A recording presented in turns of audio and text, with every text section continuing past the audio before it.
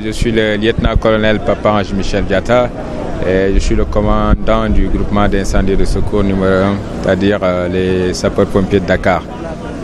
Donc c'est aux environs de 7h35 que mes éléments ont été alertés pour un feu au marché Petersen. Donc je dois signaler qu'il y a 6 mois de cela, nous étions là au marché Petersen, mais de l'autre côté pour un feu similaire.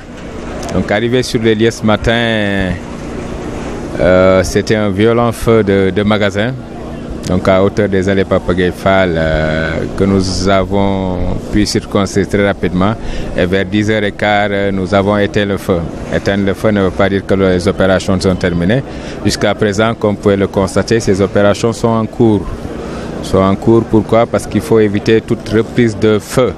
On est en train de faire du déblai, du dégarnissage, donc on soulève un peu les débris, on essaie de voir tout ce qui brûle encore pour essayer d'éteindre carrément les résidus de feu.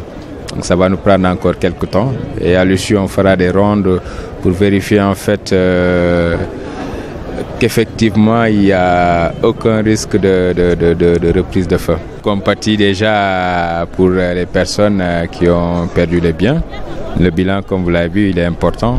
Heureusement, il n'y a pas eu de perte en vie matérielle. Et comme vous voyez, la caserne de Malick Sy n'est pas très loin. Malheureusement, qui dit 7h35 et qui connaît bien la circulation à cette heure-ci, c'est que ce n'est pas en 1 minute que les sapeurs vont arriver sur les lieux.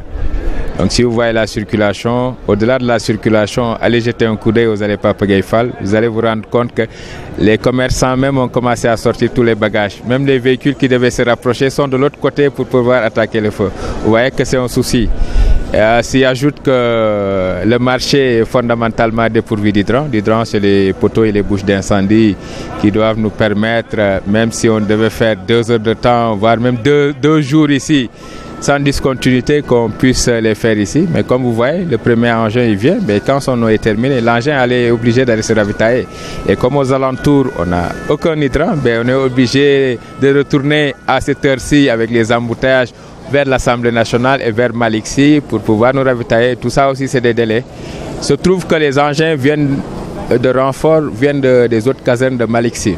Aux alentours de Malick Sy, notamment la SICAP, les parcelles d'Asseni, on a même des engins de Guédiawaye qui sont là. Et tout ceci s'explique par le déficit en hydrant, fait qu'on est obligé d'amener pratiquement tous nos engins ici, parce que ces genres de feux nécessitent quand même une importante quantité d'eau pour pouvoir venir à bout de cet incendie, ce qu'on a pu réussir aux environs de 2 heures de temps de durée.